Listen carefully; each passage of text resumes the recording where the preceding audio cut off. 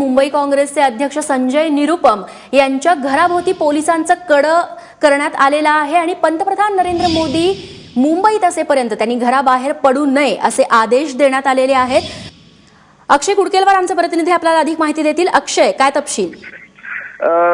रेश्मा, यावेळी आज नरेंद्र मोदींचा मुंबईमध्ये भरगच्च असा दौरा आहे आणि या दौऱ्यादरम्यान मुंबईच्या बिकीसमध्ये संजय निरुपम हे नोटबंदी विरोधात एक मूक प्रदर्शन करणार होते आणि याआधीच मुंबई पोलिसांनी संजय निरुपम यांना हाऊस अरेस्ट केलेली आहे। त्यांच्या घराबाहेर मोठ्या प्रमाणात पोलिसांचा फौजफाटा दाखल करण्यात आलेला आहे आणि संजय निरुपम यांना पोलिसांकडनं सांगण्यात आलंय की जोपर्यंत नरेंद्र मोदी मुंबईमध्ये आहे तोपर्यंत तुम्ही घराबाहेर पडू शकणार नाही आणि त्यासाठीच मुंबई पोलिसांनी। अक्षय, मी तुला थोडंसं थांबवतेय। स्वतः संजय निरुपम आता आपल्यासोबत आहेत। निरुपमजी, कधीपासून तुमच्या घराबाहेर पोलिसांचं असं कड़ं आहे आणि तुम्हाला काय निर्देश देण्यात आले?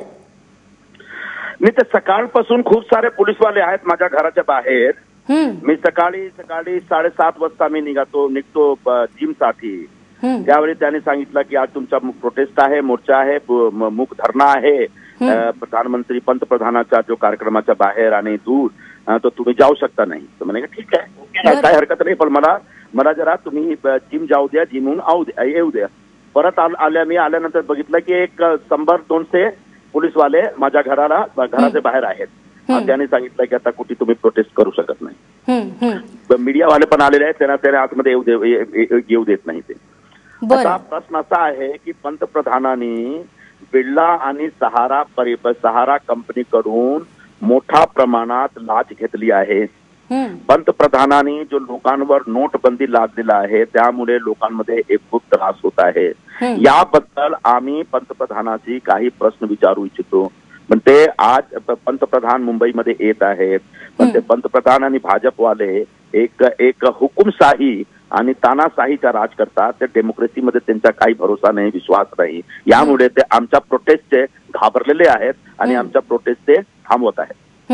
म्हणजे निरुपमजी, तुम्ही सकाळपासून घरातच आहात?